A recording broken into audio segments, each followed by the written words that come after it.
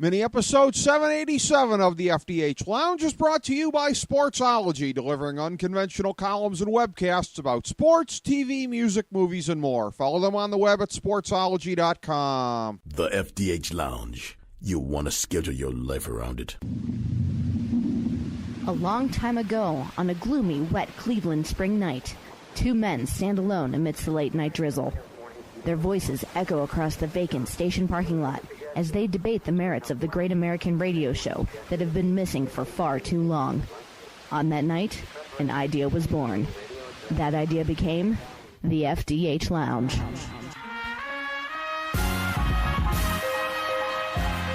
Welcome to the FDH Lounge. Hello, everyone. Welcome to FDH Lounge mini episode number 787. This is FDH managing partner Rick Morris, and we are doing a little bit of a reprise on the show today. Right about a year or so ago, we had on this gentleman to discuss the state of the Chicago Cubs, a very interesting franchise at the time because 2015 was their big breakthrough year and the sign that Theo Epstein's rebuilding project was really picking up the necessary steam. And in 2016, subsequently, they took the final two steps, making the World Series and winning the World Series. So with that in mind, we've got Chicago sports media executive Gerry Clarke back on the program here to talk us over his thoughts and his observations on a baseball season that nobody in the Windy City will ever forget. Gerry, welcome back to the show. Sir, how are you today? Hi, Rick. Thanks for having me. It's good to be back with you. It's been a fast and furious 12 months. A lot's happened since we last talked. It has indeed. And, again, it was a season that ended in some disappointment a year ago. It was a thing where ultimately you could see that this team was headed for even much bigger things than that disappointing National League Championship Series loss. 2016 was a year that everybody kind of circled. A lot of baseball pundits out there, myself included, installed the Cubs as the preseason favorites. They really kind of seemed almost prohibitive favorites. You saw them getting named by more people in the media than you would generally see at the beginning of a season. If there was ever a year with a consensus, it seemed to be this year with the Cubs. And what's interesting is they pretty much went wire to wire and justified it, even with the loss of Kyle Schwarber right off the bat during the season, something that would be ruinous to a lot of teams. So in terms of the pressure, the expectations to not just take the final two steps as they did in 2015, but really sort of validate the amount of young talent that they had on their roster. Essentially, again, this looked like a team that, at least from afar, that really wasn't carrying much pressure during the year, notwithstanding the expectations. So what was the reality of it, Gerry? Planning like Theo and Jed have done, but it also takes a little good luck, doesn't it? It takes a little good fortune to make sure that these guys have breakout years. With the unfortunate circumstances with Hayward at the plate, you see guys come through, and Fowler comes through, and he fell in our lap because he was almost a Baltimore Oriole, and that deal went south. He landed back to us, and it just seemed that this was a team of destiny. We got up to an early lead of 21 games over 500, but people failed to realize that throughout the hot months of summer, we were about a 500 team until around late August, and then we really sparked. And then the Cubs got hot, and they carried it from there. So, we had a few injuries, but that's a good fortune. We maintained that 21 game over 500 for most of the year, and then we really went crazy at the last, month and a half of the season, and that was a total team effort. And in Hayward's defense, okay, some guys, when they have a bad, day at the plate or a bad season, he went out and played a stupendous right field. So, he didn't, he always contributed with his glove and his defense, and, hey, he helps the team win. So there's the good luck. There's the good fortune. Yes, they were able to get something on at least one side of the ball, so to speak, out of him during the season. And something I'm curious about, we look at the ultimate outcome of the season for the Cubs and the way that it ended the way that they and all their fans in the organization wanted. But I'm curious if there was already sort of a consensus before this all happened, because I know that over the last couple of years, coinciding with this regime coming in here and maybe even predating it in some ways, the plans for the renovation finally going ahead, taking shape. I know there was a decent amount of controversy for a period of time there about the refashioning of the ballpark and the trade-off in terms of preservation versus new revenue streams. I'm pretty sure at this point in time to say that every Cubs fan out there would say, hey, it's worth it, whatever has to happen to have built this team and keep it together. But during the season, was that already getting to be a consensus of like, hey, whatever it takes to win, this team is winning, they can go all the way, I'm comfortable with this? Essentially, did it wipe out the last vestiges of resistance to the changes even before they won the World Series? I think people more than ever wanted to win in Chicago, and they saw some previews. Really, I want to say they're moments in time, they're snapshots, they're glimpses. And this is, the way the Cubs were playing last year, and even though they lost, to I think that was at San Francisco. I can't remember who they lost to last year in the divisional series, but the Mets. This is very reminiscent of the '84 Bears when they were going to playoffs and they just lost to, I think, a guy named Joe Montana. And then they came back with a roar the next year and completely blew the league apart. Michael Jordan's teams were kind of sparked by how well they did against Boston and Detroit. And then all of a sudden they come back and they get, 2-3 peats. You can almost see that these teams are going to be the teams to watch and to reckon with. And the Cubs were no different. You saw how strong a finish they had last year. They played very tough in the playoffs, and so they lose, but you know what? They learn a lot, and they knew where they were lacking.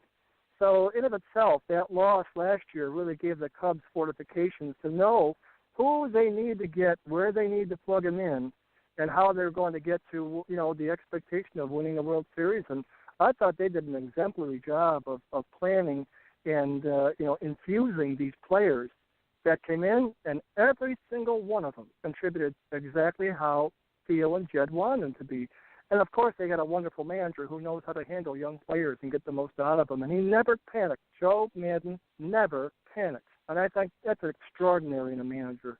In true Joe Maddon fashion, he was able to move the players around an awful lot. They benefited from depth, and clearly that helped them in the absence of Kyle Schwarber. But you had guys, Ben Zobrist is just the sort of the tip of the iceberg as far as guys that would move around in different positions. You got Baez moving around and all these guys out there. So sort of an interesting sort of tableau that they had going on there. As far as it goes with Maddon vis-a-vis the World Series, how much heat was there locally going into Game 6, Game 7 of the World Series, where, again, the first several games of the World Series, again, he's matching up with another mastermind in Terry Francona, and by and large, it looked like Francona was getting the better of him strategically, not least of which because he was getting more out of less. Was there a lot of heat on? I mean, I can't imagine there's any right now on Joe Maddon, but was there any sort of leading up to the end of the World Series as far as how that had gone with some of his decisions? Yeah, when the Cubs were when they were getting shut down, I think they were batting like 182, in the playoffs, the team batting average, and everyone seemed to be going for the long ball. And there wasn't a lot of modifications made to play small ball, get on base. The Cubs are a free-swinging team. And in the advent of free swinging, you can make a lot of outs and you can lose a lot of close games, which was, starting to make itself evident. But, as the Cubs saw these Cleveland pitchers more than once, more than twice, the one thing about Maddon, he knows how to get the most of his players, and they know how to gauge their game the more they see these pitchers. And so I think over the course of time, the Cubs were starting to get the hang of these guys. They weren't getting fooled like they were the first couple of games when they faced, Kershaw. He was no problem that night, was he? They really teed off on him. So give the Cubs credit, you may fool them once, but you won't fool them twice. And absolutely not a third time. So I like the way the Cubs react, to a good pitcher, good defense, and it was a well-played World Series. Any given day, Cleveland could beat any other team in the league, and if it wasn't for that rain delay, I don't know if the Cubs would have pulled that game out because the momentum was on the Indian side. It really was. It was fortuitously timed for the Cubs, no question about that. And as far as it goes, the Cubs did defy a trend in Game 7 because I saw a stat going into that game that indicated Corey Kluber did better the second time around on seeing teams this year and even better the third time around. So maybe it was having that compressed into the World Series that helped it to go the other way. The Cubs had it kind of fresh in their minds of how to match up against them, but they did something that very few teams did against a pitcher who, Cy Young Award voting aside, is arguably the best starting pitcher in the American League. But in terms of that series, let's drill down into that a little bit more in terms of the Cubs' struggles through the first 5 games of the series, or the first 4, I should say. Was there a little bit of an unnerving kind of a factor for the Cubs when, again, you look at the history going back to 1908 and all the improbabilities here? This would have seemed to be another one right in their path here, something that shouldn't go against them but does. This Indians franchise being sort of a pixie dust collection here, being down a couple of the great starting pitchers that really could have helped match up a little bit better against the Cubs, and having an outfield that was basically comprised of just platoon parts there at the end, and somehow pulling away to take that lead. Was there a sense of, here we go again, just based on the unlikelihood of the team that was beating them at the time, or was that not really a factor? Well, no, there was a lot of doubters out there, and I was one of them. Like, well, they gave it a good try, and it was a little bit reminiscent. I'm like, well, you know what? We were down 3-1, and you're going to Cleveland, and now you have to win 3, and that really seemed insurmountable, doesn't it? It really does. As Colas, it was playing every facet of their game very well, and so the pressure, it's very daunting, and you start to second guess, and you start to criticize, and that's always because the passion in Chicago to finally capitalize on an opportunity didn't come last year, but this year you're in it. So I give them all the credit in the world, these Cubs, because they had to go there and completely turned around, and I thought they did that in pretty grand style. I thought the Cubs, even though that last game, they were down and the rain delay hits, they come back and it's the Cubs team of old. They came out doing the thing they do great, situational hitting. They made the plays when they had to, and they're pitching.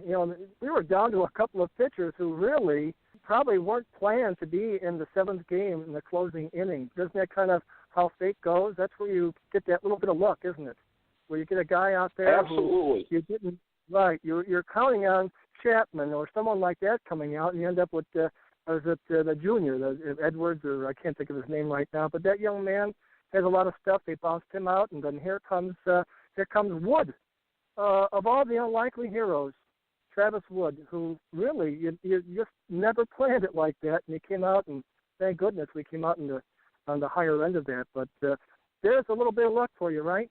Well, yeah, and some of the same things materializing on the other side. That's what happens when you go to extra innings in Game 7 of the World Series. You see the guys you didn't expect to see necessarily, and Brian Shaw, who all year long has been working kind of a tightrope act, in the end, I think proves that his name is just Anglo for Jose Mesa based on how he conducted himself in the 10th inning there. But it's a really, really interesting set of circumstances with these guys as far as the pitchers that ended up being in there at the end, and some of the other players that ended up being in there. Obviously, if Terry Francona had it to do over, Michael Martinez wouldn't be the last guy up at the plate, basically sort of handing the World Series to the Cubs even before that last at-bat was done, because that is one of the least formidable hitters, I have to say, in all of the American League for all that he brings you in other ways. So you really sort of get down to bare bones at the end, and the Indians had been kind of scraping bare bones through much of the World Series, just trying to fashion their way through. I wonder to what extent, if the Cubs were maybe a little bit relieved not to face Ryan Merritt coming out of the American League Championship Series. That was something that sort of got questioned in terms of Game 5, putting Trevor Bauer out there. And, again, he didn't get the old bleeding finger thing going, but he really didn't seem to have his stuff. Versus you throw the unknown rookie out there, maybe you get Lightning to strike twice like against Toronto. Was there any kind of a sense in the fan base, if not the team, that maybe that was one that Francona maybe should have gone the other way, and that they were lucky not to have to face the unknown kid?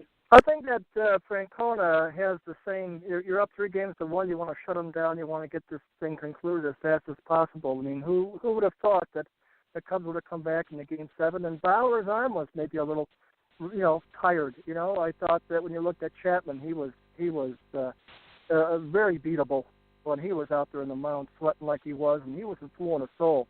So it seems like both guys tired out almost simultaneously, and you couldn't count on them. I was expecting Jake Arrieta to come out and close the game out, since he only pitched 4.5 innings the preceding day. He said he was ready. That's the guy I would have put out, but they didn't even call upon him. Nor did they call on John Lackey, who's got a lot of playoff experience. So Madden he has his ideas. He knows how to he knows what he's doing, and you may second guess him, but you know what? How can you criticize a guy who wins the World Series for the first time in 108 years? Well, exactly. And in terms of Arrieta coming up there, it would have been very reminiscent of Randy Johnson back in 2001, that being another series that went 7 games, and this being arguably the best World Series since then. Arguably, because we've had some other pretty good ones this millennium, but reminiscent in some ways of the way that 2001 went as far as the back and forth of it all. Something that surprised me, I wonder if it surprised you, it was Game 7. I'd heard some chatter ahead of time about this, and the ratings had been up going into it. This had been the best World Series ratings-wise in a number of years, and that was to be expected, I think, with all the different subplots that came into play here with the history of the Cubs and the Indians. But to beat Game 7 of the NBA Finals, I would have never believed it. The heights that the NBA is riding to right now, again, the NBA is pop culture. Baseball basically is not. The best players in baseball are not really known to the mainstream, certainly the way that the NBA top players are. I mean, on and on and on. When you look at the centrality of the NBA in American life, and baseball's, unfortunately, in my estimation, sort of receding back into a little bit of a niche pursuit these days. I would have never believed that it would have outpaced Game 7 of the NBA Finals, and it did. How shocked were you about that, if any? Out here in Chicago, we thought we were going to have the highest ratings just because of the two teams that are clashing. The Indians had been won in, 76 years, and ours was 108, so, something like that. And, that's good theater, and both teams were playing good. They were both hot. They were both well managed, and, they were long-time MLB franchises, storied franchises from yesteryear, not like, newcomers that you see come in and, like when Miami won in 97, a relatively new team. I think this was something that people really wanted. I think that the stage was set. It was great baseball. Hey, if you didn't catch Game 1 or Game 2, you'll end up watching it because I thought the coverage was great. I thought the announcers were great, and if you saw the crowds outside of both stadiums, I mean, that was really exhilarating. And how could you not, as a sports fan, want to watch something like that? To watch one of these teams, win the World Series in how many decades? You have to, no matter who you pulled for, it was really great TV. And I thought that we would have a pretty close to a record, coverage and audience base, and we're pretty happy about that. I don't know if it's just because of Chicago or if it's because of both, but I just thought we had a real good chance to make history, and it's just too bad that we didn't close it out in Chicago at Old Wrigley Field. That would have been the biggest ticket in sports history had that closed out here, bar none. That would have been the biggest ticket in sports history. It really would have. So I have to ask you the question just as a follow-up here, because I've got a couple things I want to ask about the aftermath of the World Series, but since you started to go there, I'll continue along these lines. You look at the Cubs having the best record in baseball this year. They have to be the leaders in the clubhouse for next year, and it may not be too early to say 2018 as well. Is there a lot of relief locally that as part of the new CBA package that they have stripped out the All-Star game determining who has home field advantage, i.e. the Cubs would have home field any year where they have the best record in baseball and would have had it in 2016 had that been the case. I got to believe locally that's a case for a lot of smiles. Well, you know what, I think you're right about that, and, you don't get into too much legislation about baseball. There's nothing you and I or any fan can do about it. That's old Mr. Selig who hit the Hall of Fame today, and I have my grievances against his tenure as commissioner, but that's for another day. But, I think that regardless of the Cubs would have had home field advantage or not, it was our year, thank goodness. And it's irrelevant where we won it. We took the game, we won the series, and we were happy to win it no matter where we were playing. And we were just thankful that finally, the trophy came home, the title came home to Chicago. First time, when the last time there was a World Series in Chicago, they didn't even have radio. You probably had to watch it by smoke signals if you didn't go with the game. So that's pretty historic stuff. We're very happy about that, regardless of, the All-Star game, which is kind of irrelevant, somewhat like the Pro Bowl in NFL football. It's just, it's a show. I think that, you're right. It's a subculture to basketball where it used to be the other way around. But I think the steroid era killed it.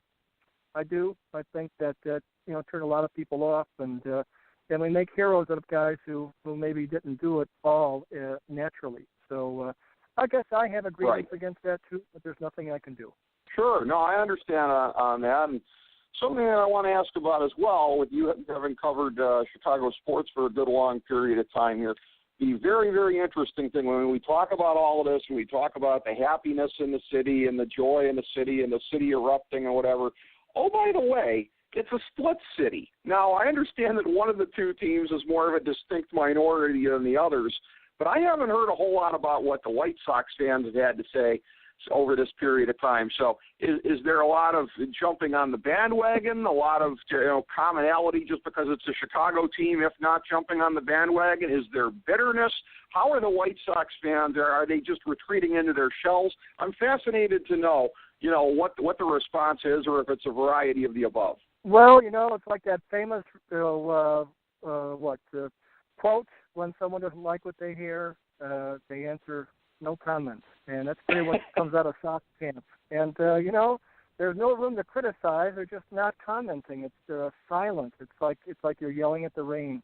They haven't really said much, nor did the Cubs fans say much when the Sox won. So it is divided. It's like North and South here in Chicago, and that's too bad because I like both teams. I like both teams a lot, and too bad that the fans are so divided. But their loyalties are, and baseball is more traditional than people give it credit for. Generations of fans. My grandfather was a Sox fan, my father was a Sox fan, and I'm a Sox fan. You're going to find very few people becoming Republicans and going for the other side. They don't do that here in Chicago. And but I think it's a win for the whole team. I do. I think there was some closet Sox fans that came out as closet Cub fans just to be part of the celebration. And it really was something, if people haven't seen 4.2 million people in one place, you have to see that once in your life. And I didn't go down to Grant Park. I drove around the crowd. I went downtown for covering, and I couldn't. It was a melee. I've never seen that many people, and you can see them for blocks and blocks away as you're coming down Lakeshore Drive, and everybody's well behaved. Out of 4+ million people, 5 people got arrested. So that's really the hallmark. It was a good, controlled celebration. Nobody rioted. There was no murders, and it was just a good feeling all around. And that feeling still is here. People are still talking about it, and it doesn't matter what the Bears do. The Cubs won, and so we're very happy with that. And I guess that feeling's going to continue on all the way up to opening day because we have that little bit of a bragging right up until we lose our first 2. The other guys get paid too. You can't say we got a dynasty. We have a good club. Barring injuries, we could be back there again as Kansas City was. But it takes a lot of good luck and a lot of injury, and everyone's going to hopefully Hayward next year contribute at the bat. So if they lose Fowler, Hayward's coming through at the bat, and I know he has all the potential in the world. Who knows what happens? Sure. There's guys who had bad years. Sometimes you can't put your finger on it why that happens, but you know what? It didn't deter him from contributing with his glove. I give him a lot of credit. He really went out, tried hard every day. I wish he could have hit more, but in spite of that, they still had a juggernaut offense. So, yeah, it was very exciting, and we'll see what happens, in 2017, won't we? Oh, yeah, and again, I think, on paper, you can't really crown anybody a dynasty until they've done it, but just on paper, looking ahead, they have what it takes, and including to this point in time still, a very, very good farm system that's only going to continue to replenish. And I want to ask a little bit about where we go from here as far as the Cubs in a second, but just to follow up a little bit here on the whole thing as far as the reaction to winning. Again, I thought I was greatly impressed at seeing 1.3 million people turn out for the world champion NBA Cleveland Cavaliers. But again, 4 million people trumps that. I have to admit. The way that everybody came out, and again, you got to think there was at least a few White Sox fans in the crowd to be able to get it to that number. But I'm really interested to know because, again, you talk about this thing, what it's meant to the city of Chicago, and again, leaving aside the White Sox factor and that the fact that baseball is the one sport where it's a divided fan base. Has the Cubs thing, has this really, in your memory, meant more than, say, the 85 Bears, the replenishing of the Blackhawks championships in recent years, the Jordan Bulls getting 6 titles? Has the Cubs one really seemed to mean more locally there as nationally. That seems to be the case from the outside looking in, that everybody is taking more joy from this? Yeah, it's more magnified. The Cubs are more magnified by about 20 times what the national, people see, because of the fact that they were horrible teams for many years and sprinkled in a couple of competitive teams. But for the most part, sad sacks, weren't they? And the White Sox, they've had a little, luster too, but they went a long time without winning, and that was a good feeling. But the Cubs far surpassed the 2005 White Sox in that win.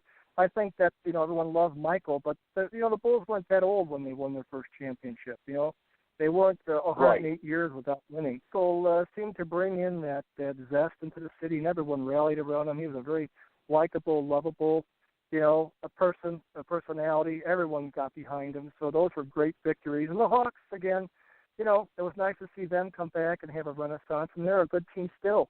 And they haven't had very many high draft picks. So a good testament to Stan Bowman. And I think that Jed Hoyer is going to do a good job. But the White Sox, here in Chicago, they're kind of far removed. The ballpark doesn't have a lot of extracurricular activities. People get on the train to go home. People don't, stay around the neighborhood there. It seems to be the White Sox have to win the draw, and if they don't win, they're not going to draw. And then Mr. Reinsdorf is a very stubborn man. He will never sign the kind of guys that the Cubs are signing. Cubs have a good. The Cubs are becoming very reminiscent of, say, Bill Belichick's New England team. There's a system in place, and it works. I think Jed and Theo have a system that works. No matter who you plug in, Zobrist played almost every position, and he was a gangbuster. And whoever they put in left field, Coughlin, there was all kinds of guys that just were inserted for a couple of games to give the other guys a rest. And then, we got Schwarber coming out and doesn't miss a beat. And he's not, facing off against the lowly Tampa Bay Devil Rays. He's hitting against the top guys in the American League in the World Series. It really was a dream come true. It just, you couldn't keep the Cubs off the bases. Maybe for a time, but when it came down to it, they were just beautiful hitters. And situational hitting, good base running. You didn't see too many guys get picked off and make dumb plays like they used to in the past, where they get picked off or they're running from third to home on a grounder to short. We don't do that stuff anymore. There's a system in place. And, it invigorates you to watch this on TV, because you want to watch the game until the very last out. And isn't that what Bud Selig wants? Doesn't he want that theater? Isn't that what they're all after? Is to watch that game.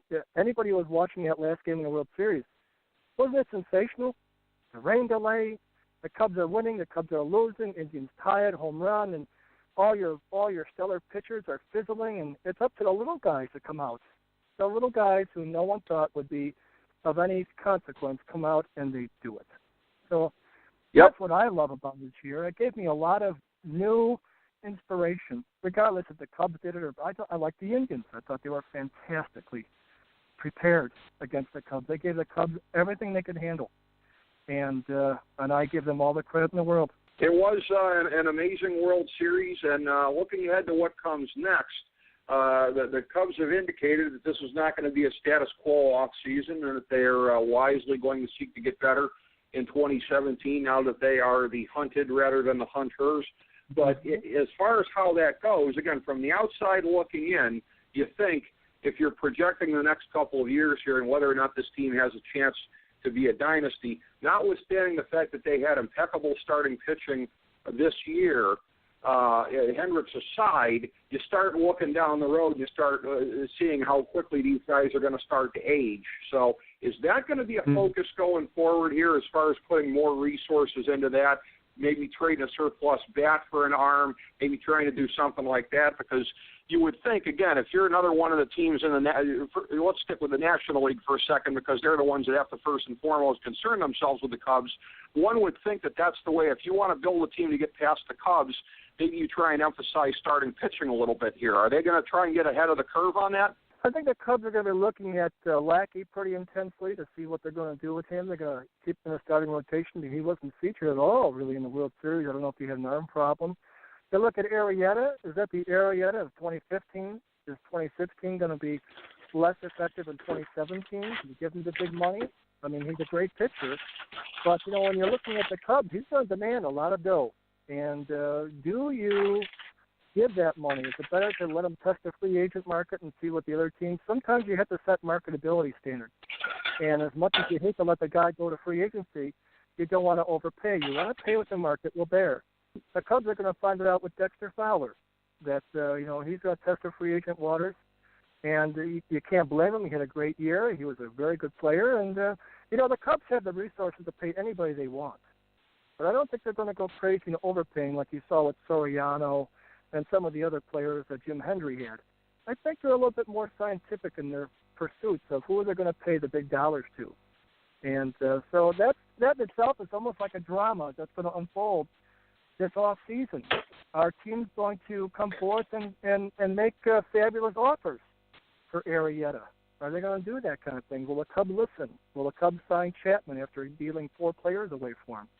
You just can't let a guy walk after dealing 4 players, especially when he throws 105 miles an hour. There's not too many guys out there like that, especially left-handers. So I think Chapman's going to come back. The Cubs will have to, either pay him or not pay him, but I think he'll be a Cub because there's nobody out there that's better than him. So these are all the fun little follies that the GMs and the team presidents have to work through, because you can't stand pat. Time will pass you by if you don't improve, and there's a calculated risk when you play players. So who knows? I love watching the dramas unfold, but there's been no hot talks, hot stove league talks here in Chicago about anything. It's been very, very quiet on that front, and I'm always very interested to find out what they're going to do. I mean, the White Sox are kind of incidental. They're now in the shadows of the Cubs, and they're not shaking the trees. They're not. You don't even know they're alive. There's not even a leaf wriggling over there. There's nothing going on this outside, and that's too bad, because they should be ashamed. They should be inspired to do better and become more Cub-like. There's enough money in Chicago to go for 2 teams. There's 8 million people. And I think that they could do a better job. But we'll see what happens with the Cubs. It's going to be very interesting. A lot of people will put their opinions in there, who's going to stay, who's going to go. But it's going to be very nice to see who shows up to spring training in 2017 on the Cubs. Well, the last thing I want to ask you, Jerry, in terms of the White Sox, let's bring it around to them again. I mean, the blueprint's right in front of them, isn't it? The White Sox for years have had a farm system that is hot garbage, essentially, if we're going to be perfectly honest. The Cubs built this thing with an impeccable farm system, and now these guys are coming up, and you're going to have to pay them eventually, but that's the way you want to do it. If the White Sox would just prioritize what they should already be prioritizing, because Reinsdorf wants to run this thing on a tight budget, okay, that doesn't work unless you have a good farm system. And essentially, aren't the Cubs just sort of showing them the path to do what they should have been doing for the last 15 years anyways? Well, there's a blueprint. Kansas City is a good blueprint to go young, and they kind of were the catalyst of overhauling a bad organization, and the Cubs did the same thing. They knew they had to extract everything and dump it out, and it was a pile of refuse. But the White Sox under Mr. Reinsdorf, and I'll say it because I'm in Chicago. Do I call him a fuddy-duddy? I guess I do, because the Bulls go cheap, and they get cheap GMs, and they get cheap coaches, and they founder, and they're nothing but a mediocre team. They draw well, but they're just very mediocre. The White Sox, same thing. Right. Cheap managers, cheap GMs. They've never done anything. They've never really achieved anything outside. Bob Ventura was a nice player, but you see what you get in the dugout? He's never done it. He's no Terry Francona. He's no Joe Madden. Even he's no Don Mattingly. But Don came in and he had a struggle, but he's a pretty good manager. You can almost tell who's good and who's not. And the White Sox in the Bulls, they just go down that path of least resistance, and the product shows, the attendance shows, the media cover shows, the popularity shows, and too bad. I like them both, but I'll just say how it is. I mean, I've covered them, and I can say it. I think the Blackhawks and the Cubs have the working ingredients. Scotty Bowman's got a good system. They got a good coach in Quenneville. And the Cubs are the same thing. And you know what? When I worked at the Cubs, I worked in PR. John McDonough was the marketing guy. So John and I go way back. And you know what? He walked into the Blackhawks office, did the same thing he did with the Cubs, and he's an ideal marketer. There's nobody better. And he just happened to cross paths with Scotty Bowman's kid. And what a marriage this was. And, they're living proof that systems can win. The Blackhawks have lost a lot of great, hockey players, but, now this year they're hot again. It seems like every other year they're right in the Stanley Cup, hunt. And I think that Theo and Jed got the makings of one of the greatest duos in sports history. I think they have every chance of repeating next year. But again, there's a lot of good fortune that goes along with preparation and making sure these guys, Madden plays them all, gives everybody a day off here or there. We don't care about Ironman anymore. Give them a couple of days off and let them come back in. And it's inspiring to see these guys that you never heard before come in and have 2 or 3 or 4 great games. They came in and did it. And I love that. I think that's just good baseball. It's the way baseball should be. It's a team effort, not just, the same 9 guys day in, day out. It's a team effort. It's all 24, 25 guys. And, who couldn't cheer on Schwarber when he came in and started hitting like he did in Cleveland? That was really fun to watch. Even if you weren't a Schwarber fan, you just got to be happy for the guy. Well, and one of the things that, again, makes the Cubs most dangerous in the time ahead here is that certainly at this point, they can afford a very good payroll, but unlike some of the paper lions of the last couple of years, the Yankees, the Dodgers, it doesn't matter if your payroll's real bloated if it's inefficient. And with the Cubs, it is not going to be inefficient. They're going to be getting bang for their buck, and there's going to be a lot of bucks in there, and that is the most lethal combination that you could ask for. But certainly, as we go along with the Cubs being one of the predominant stories in baseball, I'm sure over the next several years, we'll have to stay on top of this with you. Gerry, a pleasure as always, sir, talking this over with you. Thank you so much for your insight today. Thanks, Rick. Have a great Christmas. Thank you. You too. Merry Christmas, Gerry. Take care. Thank you very much, and thank you, everybody, for joining us today for mini episode number 787 of the FDH Lounge. As we bring the show to a close, we would like to extend our deepest gratitude to NBC, CBS, ABC, Fox, all Clear Channel affiliates, TNT, TBS, USA, UPN, Deadspin.com, YouTube.com, YTMND.com, MySpace.com, various blogs, Fox News, CNN, CNBC, MSNBC, IamBoard.com, Billboard.com, Google.com, ESPN, ESPN2, ESPN News, ESPN Classic, NBA TV, NFL Network, Sports Time Ohio, Athlon Magazine, Comedy Central, Cartoon Network, The Boomerang Channel, QVC, BET, The Spice Channel, Steno Notebooks, Manwich, Papermate Office Supplies, waitresses, strippers, bartenders, garbage men, janitors, microwave popcorn, the writers of The Office, Scrubs, Entourage, My Name is Earl, Oz, Metalocalypse and the Boondocks, Aquafina, and the periodic table of elements.